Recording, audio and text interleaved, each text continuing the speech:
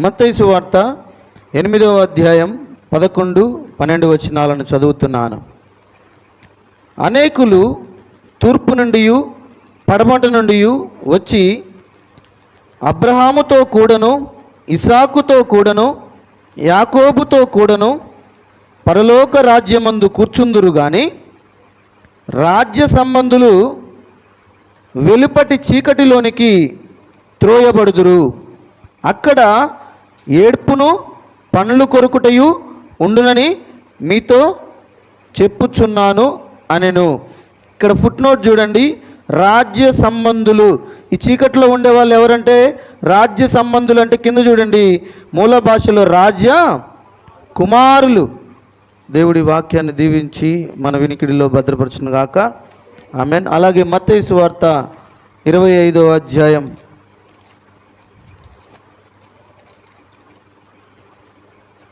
మత్తయి సువార్త 25వ అధ్యాయం 6వ వచనం.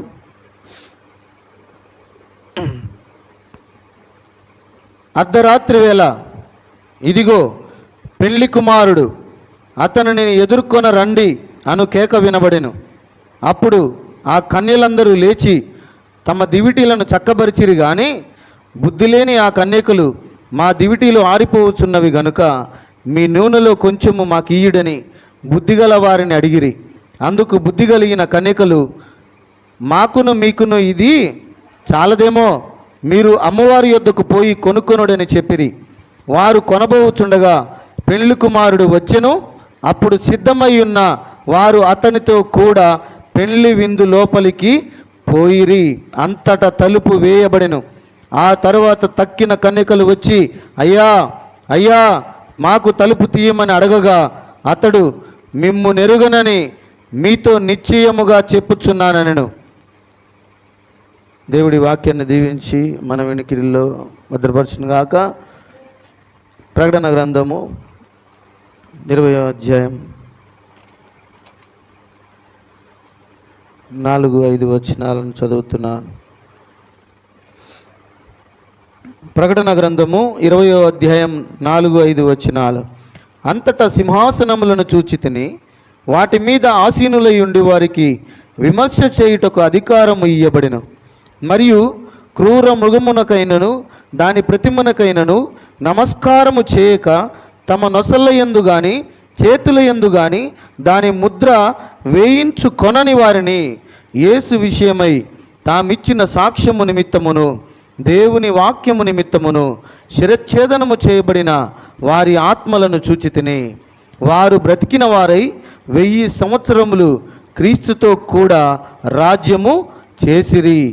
ఆ 1000 సంవత్సరములు గడుచు వరకు కడమ మృతులు బ్రతుకలేదు. Praise lord. ప్రార్థన చేసుకుందాం. పరిశుద్ధుడా, ప్రేమ కలిగిన తండ్రి, అయ్యా నీకు వందనాలు నాయనా. గొప్ప దేవుడా, లేఖనాలు చదవబడ్డాయి ప్రభువా. నీవు ఏ విధంగానైతే నాయన నువ్వు నడిపించాలని ప్రభువా నీవు ఆశపడుతున్నావో ఆ రీతిగా ప్రభువా మమ్మల్ని మీకు సమర్పించుకొనుచున్నాం. నిశ్చయముగా మా మధ్యలోకి మీరుండండి, మీరే వివరించండి దేవా. నీ స్వరమునెత్తి మాట్లాడండి తండ్రి. ఈరోజు ఇదొక మూలపాఠముగా మాకు ఉండునుగాక తండ్రి. మా జీవితమునకు ఇది సరైనదిగా ప్రభువా రానున్న దినాల్లో ప్రభువా మేము చరి చేసుకొని మా జీవితమునకు వెలుట కృప చూపించమని, వాక్యము ద్వారా మా మధ్యలో మీరు మాతో మాట్లాడమని, సమాధానమును మాకు అనుగ్రహించమని, వినుచున్న బిడ్డల హృదయాలను తెరిచి ప్రభువా వారిని నాయన నీవు నాయన నీ యొక్క వినికిడి యొక్క శక్తి, ఆత్మను శక్తిని వారికి ప్రసాదించమని, ఏ విధంగానైతే వారు ప్రభువా ఈ వాక్యమునకు నాయన ఎదురుగా వచ్చుచూ ఉన్నారు, నీ స్వరము వారికి ఎదురుగా వెళ్ళినట్లుగా కృప చూపించమని మా ప్రభువును ప్రియరక్షకుడైన యేసుక్రీస్తు నామమును అడిగి పొందుకొనిచున్నాము తండ్రి. ఆమేన్. అందరూ కూర్చుందాం. ఇంకా మరి ఈ కాలములలో ఎవరికి ఇయ్యబడిన వాళ్ళ ఆ కాలములలో ఎవరెవరైతే వాళ్ళకి ఇయ్యబడిన సమయంలో దేవుణ్ణి తెలుసుకొని వాస్తవాలు సత్యాలను పరీక్షించి మరి మేలైన దానిని, ప్రభువు చెప్పిన దానిని, ప్రభువు చేయమన్న దాన్ని పట్టుకుంటారో వాళ్ళు మాత్రమే రేపు ప్రభువు రాకడలో ఖచ్చితంగా ఉండబోతా ఉన్నారు. హల్లెలూయా. అయితే కరెక్టే, అంతా బాగానే ఉంది. మరి ఈ వధువు వెళ్ళిపోయింది. వధువు అడ్డగించుచున్న వధువు ఏదైతే ఉందో ఆమె వెళ్ళిపోయింది. ఆ తర్వాత ఏంటి మరి? ఇప్పుడు మనం అనుకుంటున్నాం చాలామంది క్రైస్తవులు ఈ భూమి మీద ఉన్నారు. మరి అలాగా ఆ క్రైస్తవులందరూ కూడా సత్యములో లేరు. రకరకాల బోధలు వచ్చాయి. ఎందుకంటే ఇది గలిబిలి చేయడానికే. దేవుడు నీకు బైబిల్ ఇచ్చాడు, నీకు ఏ సంస్థ బోధ అవసరం లేదని చెప్పాడు. నీకు ఏ సంస్థ అవసరం లేదని చెప్పడానికి నీకు బైబిల్ ఇచ్చేయలేడు.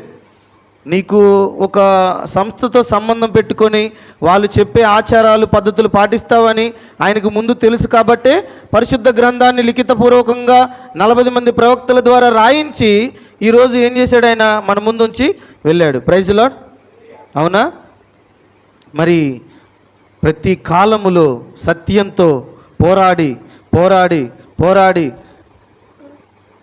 అందుకనే వధువు గొర్రెపిల్లకు సాదృశ్యంగా ఉంది. ఆమేన్. మరి ప్రతి కాలములో సత్యం ఇదమ్మా, సత్యం ఇది అని చెప్పి, అయ్యా ఇది సత్యం అని చెప్పిన ఆ వధువు వెళ్ళిపోయింది. ఇక సత్యం చెప్పే వధువు భూమి మీద లేదంట. అంటే ఇప్పుడు మీరు కరెక్ట్గా చెప్పండి, వెళ్ళింది ఎవరు? ఇప్పుడు సత్యములో నడుచుకున్న వాళ్ళు మాత్రమే, సత్య ప్రకారంగా జీవించుకున్న వాళ్ళు మాత్రమే. ఎందుకంటే అక్కడ చెప్పబడింది, అడ్డగించుచున్నదేదో మధ్య నుండి తీసివేయబడే వరకు మాత్రమే వాడు అడ్డగించును. అంతేనా? అడ్డగించుచున్నదేదో మధ్య నుంచి తీసివేయబడే వరకు మాత్రమే వాడు క్రియ చేస్తాడు. ఆమె తీసివేయబడిన తర్వాత ఇక వాడికి అడ్డు లేదు. అందరూ మనోళ్ళే, అందరూ మనోళ్ళే. Praise lord. తర్వాత ఏం జరగబోతా ఉంది అంటే, మిగిలిన సంఘం ఏదైతే ఉందో ఆ సంఘం అంతా కూడా విడవబడింది అని అర్థం. అవునా? వధువు వెళ్ళిపోయిన తర్వాత సంఘము, మిగిలిన సంఘం ఏదైతే ఉందో అది విడవబడింది అని అర్థం. మరి వాళ్ళ పరిస్థితి ఏంటి అంటే, వాళ్ళు శ్రమల గుండా ప్రయాణం చేసి 666 ముద్రల్లో ఉండి అమ్మటము కొనడము ఏదైనా సరే వాళ్ళు చేయవలసిందే. ఏదైనా అమ్మాలన్నా ఏదైనా కొనాలన్నా ఆ ముద్ర ఖచ్చితంగా ఉండవలసిందే. ఆ ముద్ర కింద వాళ్ళు, ఆ శ్రమల కింద వాళ్ళు నలిగిపోతూ, కొంతమంది ఇందులో బాగా ఇంకా మేము భక్తి చేసి సత్యం చూడలేని వాళ్ళు, సత్యము సర్వసత్యము, సత్యములో ఉన్న వాళ్ళందరూ క్రైస్తవులే. సంఘము విడవబడింది కానీ దేవుడు వాళ్ళని వ్యతిరేకించడం లేదు. వాళ్ళు శ్రమల గుండా, వధువైతే ఆ శ్రమల్లో ఉండదు. శ్రమల్లో ఎందుకుంటుంది? ఉండదు. ఎందుకుంటుంది అంటే, ఎందుకు ఉండదు? ఆమె ఉన్నంతకాలం శ్రమ పడింది, ఉన్నంతకాలం అవమానపడింది. ఇక ఈమెొక్కరే క్రైస్తవురాలా? ఈయనొక్కడే క్రైస్తవుడా? మమ్మ అనేది మీ ఒక్కడో పాస్టర్ వారా? ఇగో ఈ మాటలు పడింది ఆమె. Praise lord. ఖచ్చితంగా ఆమె ఉన్నంతకాలము శ్రమ పడింది. ఇక భౌతికమైన శ్రమలు ఆమె చూడదు. ఇక ఆమె రక్తము క్రింద ఉన్నది. ఈ సంఘము ఎవరైతే ఉన్నారో వారు క్రైస్తవులే, కానీ రక్తము కిందికి రావడం లేదు. రక్తము క్రిందికి అంటే ఎవరి రక్తం క్రిందికి రావాలి? ప్రభు అయిన యేసుక్రీస్తు. ఒకటండి, ఇలాగ ముంచి ఇలాగ లేపుతున్నప్పుడు ప్రభు అయిన యేసుక్రీస్తు నామమున నీకు బాప్తిస్మం ఇచ్చుచున్నాం. ఎంత బాగుంది. Praise the lord. ఎప్పుడైతే ఆ నామమున బాప్తిస్మం పొందారో వారు, ఎవరైతే ఆ నామము గలవాడే కదా ఆ సిలువ కింద, ఆ గొల్గాతు ఆ కొండ మీద మరి ఆయన రక్తం కార్చాడు. Praise the lord. అలాగా ఆయన నామములో ఆయన రక్తము కిందికి వచ్చిన వధువు ఎత్తబడింది. Praise the lord. వాళ్ళు మంచి వాళ్ళే, వాళ్ళందరూ భక్తిపరులే, వాళ్ళని మనం తీసేయడానికి లేదు. ప్రవక్త అన్నాడు, లవ్ ద డినామినేషన్ పీపుల్ అన్నాడు. ఏమన్నాడు? సంఘశాఖ సహోదరులను ప్రేమించమన్నాడు. ఆమెన్. ఎందుకనగా నువ్వు శ్రమలను చూడకుండా వెళ్తున్నావు. ఎందుకంటే నువ్వు సత్యము కొరకు నిన్ను నువ్వే తీర్పు తీర్చుకున్నావు. Praise the lord. వాళ్ళు తీర్పులోకి వస్తూ ఉన్నారు. వాళ్ళని తీర్పు తీర్చబోయేది ఎవరో కాదు, నువ్వే. ఆమెన్. దేనిని బట్టి అంటే, ఇగో ఈ పరిశుద్ధ గ్రంథాన్ని బట్టే. Praise the lord. వాళ్ళు శ్రమల గుండా ప్రయాణం చేసి వాళ్ళు చనిపోతారు. బైబిల్ చెప్తుంది, వాళ్ళు 1000 సంవత్సరముల వరకు బ్రతకరంట. అంటే అర్థం ఏంటి? 1000 సంవత్సరముల వరకు వాళ్ళ సమాధులు తెరవబడవు. సంఘము గురించి మాట్లాడుతున్నాడు. చూపిస్తాను ఇప్పుడు ఆ వచనం. 1000 సంవత్సరముల వరకు విడవబడిన సంఘం. వధువేమో వెళ్ళిపోయి ఎక్కడుంది? క్రీస్తుతో ఉంది. Praise the lord. అడ్డగించి ఇగో ఇది సత్యం, ఇగో ఇది సర్వసత్యం అని చెప్పి హతసాక్షులు అవుతూ, ప్రతిసారి దెబ్బలు తింటూ, ఇక రకరకాలుగా హింసించబడుతూ ఆమె వెళ్ళిపోయింది. ఇక ఆయన ప్రభు వచ్చాడు. తీరా నేరుగా అంతానికి ముందు దేవుడు ఏం చేస్తాడంటే ఆ రాకడ వచ్చి ఆ వధువుని తీసుకెళ్ళిపోతాడు. ఎందుకంటే ఆమె ఆయన కొరకు ఎదురు చూస్తూ ఉంది. హల్లెలూయా. ఆమె నిరీక్షణ కలిగి ఉన్నది. ఆమెన్. ఆమె ఎదురు చూపు ఎవరి కోసం? నా ప్రభు వస్తున్నాడు. హల్లెలూయా. ఆమెన్. ఈ సంఘము విడవబడిన తర్వాత 1000 సంవత్సరముల వరకు వాళ్ళు బ్రతకరు, సమాధిలోనే ఉంటారు. ఎందుకు? ప్రకటన గ్రంథం 20వ అధ్యాయం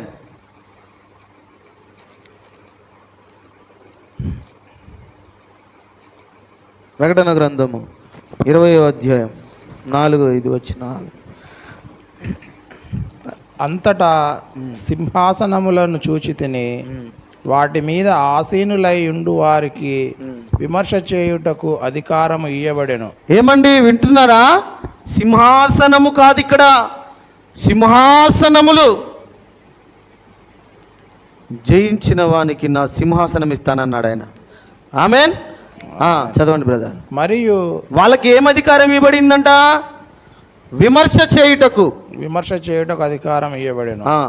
మరియు క్రూర మృగమునకైనను దాని ప్రతిమకైనను నమస్కారము చేయక తన నొసళ్ళయందు గాని చేతులయందు గాని దాని ముద్ర వేయించుకొనని వారిని యేసు విషయమై తామిచ్చిన సాక్ష్యము నిమిత్తమును దేవుని వాక్యము నిమిత్తమును శిరచ్ఛేదనము చేయబడిన వారి ఆత్మలను చూచి తిని.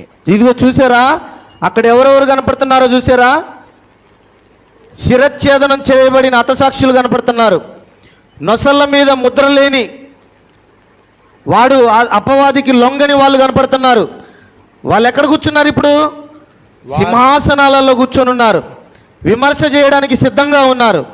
చదవండి బ్రదర్. వారు బ్రతికిన వారై 1000 సంవత్సరములు క్రీస్తుతో కూడా రాజ్యము చేసిరి. హల్లెలూయా. 1000 ఏండ్ల పాలన. ఆమేన్. అదిగో 1000 సంవత్సరములు. అందుకనే నేను మొన్న సహోదరుడితో మాట్లాడుతూ, అసలు ఎందుకు వధువు ఎందుకు ఇలా ఉండాలి, ఇంత కఠినంగా ఉండాలి, ఆమె ఎందుకు అన్నిటిని వదిలిపెట్టుకోవాలి అని మేము ఆలోచిస్తే వధువు మరణం లేకుండా పోతా ఉంది. హల్లెలూయా. ఆమెకు మరణం లేదు. అంటే భౌతికమైన మరణం కావచ్చు గాక, కానీ ఆమె నిద్రిస్తుంది అన్నాడు ప్రభు. హల్లెలూయా. యాయిరు కుమార్తె దగ్గరికి వచ్చి ఏమన్నాడు ఆయన? ఆమె నిద్రిస్తుంది అన్నాడు. హల్లెలూయా. అలాగే వధువు మరణం లేకుండా ఎత్తబడతా ఉంది. ఇక్కడ ఆ మాట కూడా రాశారు, వారు బ్రతికిన వారై 1000 సంవత్సరములు క్రీస్తుతో కూడా రాజ్యము చేసిరి. 1000 ఏండ్ల పాలనలో ఆమె ఉంది. ఆమె ఎవరో తెలుసా? సత్యము కొరకు శిరచ్ఛేదనం చేయబడింది, సత్యము కొరకు హింసలు పడింది. వాడు ముద్ర వేస్తానన్నప్పుడు ఆ ముద్రలో ఆమె లేదు. హల్లెలూయా. కానీ ఇంకొక మాట కూడా చెప్తున్నాడు చూడండి. ఆ 1000 సంవత్సరములు గడుచు వరకు ఆమె ఏమో 1000 ఏండ్లు క్రీస్తుతో కూడా రాజ్యం చేస్తా ఉంది, 1000 ఏండ్ల పాలనలో ఉంటా ఉంది. ఆ 1000 సంవత్సరములు గడుచు వరకు కడమ మృతులు బ్రతకలేదు. ఇదిగో మిగిలిన సంఘము ఎవరు?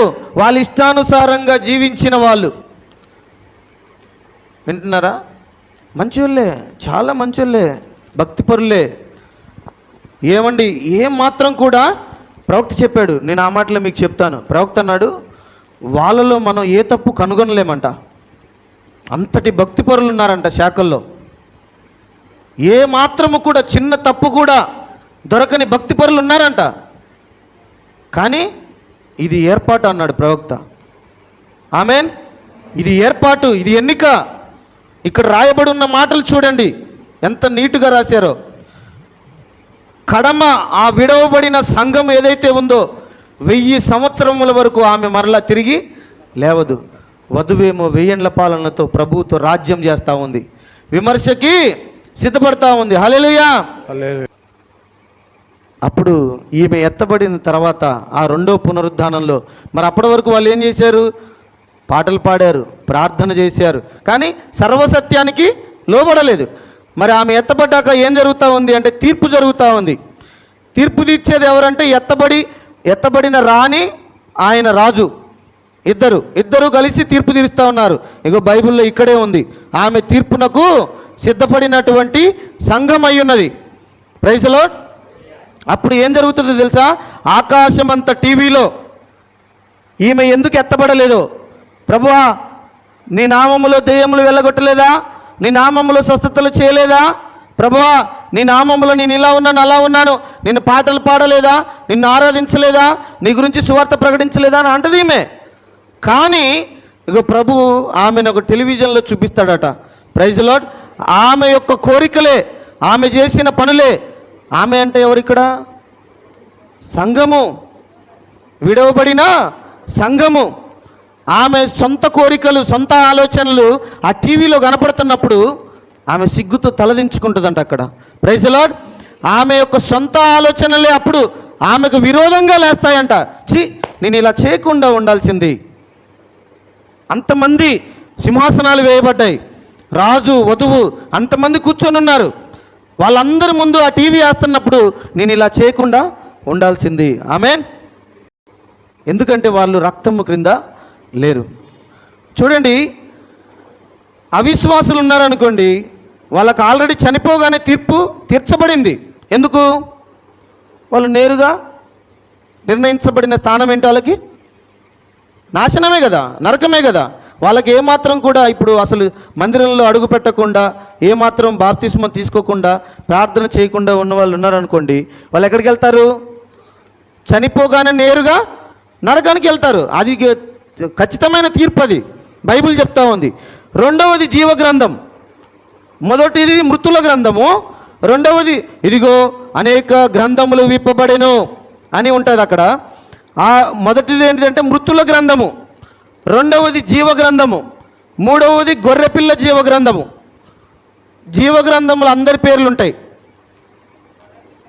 గొర్రెపిల్ల జీవగ్రంథములో మటుకు ఎన్నిక, ఏర్పాటు, ఆయన రక్తము కిందికి వచ్చేవాళ్ళు, ఆయన్ని నమ్మేవాళ్ళు, ఆయన్ని ఆశ్రయించేవాళ్ళు, హల్లెలూయా, ఆయన కొరకై నిరీక్షణ కలిగి సత్యమును నమ్మి యథార్థమైన జీవితముతో, యథార్థమైన ప్రవర్తనతో ఆయన వలె జీవించే వాళ్ళు గొర్రెపిల్ల జీవగ్రంథములో రాయబడి ఉంచబడ్డారు. హల్లెలూయా.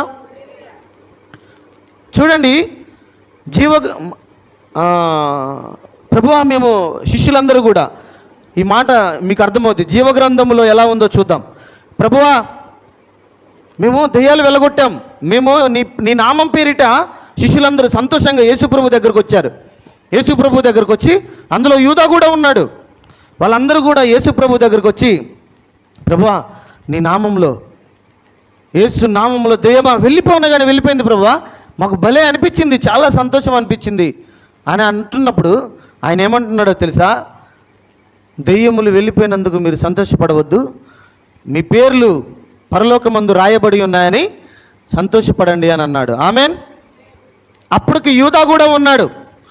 మీ పేర్లు పరలోకమందు రాయబడి ఉన్నాయని సంతోషించమన్న ఆ సమయాన్ని మనం గమనిస్తే తీరా పెంతెకొస్తు దినము నాడు పరిశుద్ధాత్మను పొందుకునే టయానికి యూదా లేకుండా పోయాడు. ఆమెన్. హనోకు నేరుగా ఎత్తబడ్డాడు. అవునా? హనోకు నేరుగా ఎత్తబడ్డాడు. హనోకు తర్వాత నోవాహు క్రైస్తవుడే, మంచోడే, ప్రార్థనాపరుడే, దేవుని నమ్మినవాడే, కానీ ఆయన శ్రమల గుండా వెళ్తూ ఉన్నాడు, పడవలో వెళ్తూ ఉన్నాడు. హనోకు మరణాన్ని రుచి చూచాడా? చూడలేదు. నోవాహు మరణాన్ని రుచి చూచాడు, త్రాగుబోతుగా వ్యసనకారుడైపోయాడు. అవునా? నోవాహు కుమారులు చెప్పించబడ్డాడు. అవునా? Praise the lord. చూడండి, శ్రమల గుండా ప్రయాణం చేసిన సంఘము. హనోకేమో నేరుగా ఎత్తబడే సంఘమునకు మాదిరిగా ఉన్నాడు. ఆమెన్. మత్తయి సువార్త 24వ అధ్యాయం 6వ వచనాన్ని చూద్దాం. మరియు మీరు యుద్ధములను గూర్చియు యుద్ధ సమాచారములను గూర్చియు వినబోదురు. మీరు కలవరపడకుండా చూచుకొనుడి. ఆమేన్. ఇవి జరగవలసి ఉన్నవి గాని అంతము వెంటనే రాదు. ఆమేన్. చాలండి. చూడండి, ఇక ముద్రలు విప్పబడుతున్నప్పుడు వింటున్నారా? ముద్రలు విప్పబడుతున్నప్పుడు అదే సమయంలో బూరలు కూడా మోగుతూ ఉన్నాయి. ఏంటి అదేంటి? ఆ బూరలు ఏంటి మరి? 8వ అధ్యాయంలో 7 బూరలు ఉన్నాయి. 8వ అధ్యాయంలో 7 బూరలు ఉన్నాయి. ఈ ముద్రలు విప్పబడిన దూత ఊదే బూరేమో సువార్త. ఏంటి? సువార్త. ఆ కాలములో ఉన్న దూత ఆ బూర పట్టుకొని సువార్తది. కానీ 8వ అధ్యాయంలో ఉన్న బూరలు ఏంటి అంటే యుద్ధములకు సూచనలు. ఏమండి, ఒక బూరను ఎప్పుడు ఊదుతారు? యుద్ధానికి ముందేనా? కరెక్టేనా? యుద్ధానికి ముందు బూర ఊదుతారు. ఏదైనా ఎమర్జెన్సీకి ముందుగా బూరను ఊదుతారు. Praise lord. ఈ ముద్రలు విప్పబడుతున్న సమయంలో బూరలు కూడా ఊదబడుతున్నాయి. ముద్రలేమో అన్యులకి, బూరలేమో యూదులకి. Praise lord. ఆ 8వ అధ్యాయంలో ఊదబడే బూరలు కేవలము యూదులకు మాత్రమే, మనకి ఎటువంటి సంబంధము లేదు. అవి యుద్ధములు, యుద్ధ సమాచారములు నిమిత్తమై ఊదబడుతున్నాయి. ఒక్కొక్క బూర ఊదబడినప్పుడు ఒక్కొక్క కార్యం జరుగుతుంది. అది వేరే సంగతి. బూరల పండుగ అనే వర్తమానం ఉంది, అది చెప్పినప్పుడు మీకు చెప్తాను. అయితే ప్రవక్త చెప్తున్నాడు, ఈ ముద్రలు ఎందుకు విప్పబడుతున్నాయంటే మత కల్లోలం జరుగుతున్నప్పుడు ముద్రలు విప్పబడుతున్నాయి. బూరలు అనేటి రాజకీయ కల్లోలాలు. అంటే ఏంటంటే బూరలు రాజకీయపరమైనటువంటి యుద్ధాలు. చూడండి, అనేక ప్రపంచ దేశాల్లో ఉన్న రాజకీయ నాయకులు యుద్ధం చేయడానికి. మరి ముద్రలేమో మత సంబంధమైనటువంటి విషయాలు, అంటే ఈ క్రైస్తవంలో జరిగినటువంటి వాటి గురించి ఊదబడుతున్నాయి, విప్పబడుతున్నాయి. Praise lord. బూరలు వేరు, ముద్రలు వేరు. అర్థమవుతుందా? ప్రకటన గ్రంథం 6వ అధ్యాయం 1వ వచనాన్ని చూద్దాం.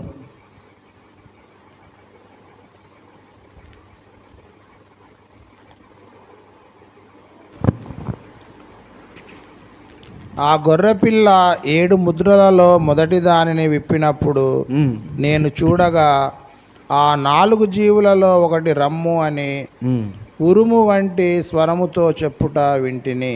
ఆమేన్. చాలండి. చూడండి, ఆ గొర్రెపిల్ల ముద్రను విప్పినప్పుడు ఆ 4 జీవులలో ఒకటి రమ్ము అని ఉరుము వంటి, ఏంటిదంట? ఉరుము వంటి స్వరముతో చెప్పుట వింటిని. Praise lord. యోహాను సువార్త 12వ అధ్యాయం. ఇప్పుడు ఆ ఉరుమేంటి? అసలు ఆ యోహాను చూస్తున్నప్పుడు, ఆ ముద్ర విప్పబడినప్పుడు ఆ 4వ ఆ జీవులలో ఒకటి వచ్చి రమ్ము అని ఉరుము వంటి స్వరముతో పలికిందంట. ఆ ఉరుము ఏంటి అనేది చూద్దాం మనం. యోహాను సువార్త 12వ అధ్యాయం 23వ వచనం నుండి. అందుకు యేసు వారితో ఇట్లనెను, మనుష్య కుమారుడు మహిమ పొందవలసిన గడియ వచ్చి ఉన్నది. గోధుమ గింజ భూమిలో పడి చావకుండిన ఎడల అది ఒంటిగానే ఎండును, అది చచ్చిన ఎడల విస్తారముగా ఫలించును. తన ప్రాణమును ప్రేమించువాడు దానిని పోగొట్టుకొనును. ఈ లోకంలో తన ప్రాణమును ద్వేషించువాడు నిత్య జీవము కొరకు దానిని కాపాడుకొనునని మీతో నిశ్చయముగా చెప్పుచున్నాను. ఒకడు నన్ను సేవించిన ఎడల నన్ను వెంబడింపవలెను. అప్పుడు నేను ఎక్కడ ఉందునో అక్కడ నా సేవకుడును ఉండును. ఒకడు నన్ను సేవించిన ఎడల నా తండ్రి అతన్ని గణపరచును. ఇప్పుడు నా ప్రాణము కలవరపడుచున్నది. నేనేమందును? తండ్రి, ఈ గడియ తటస్థింపకుండా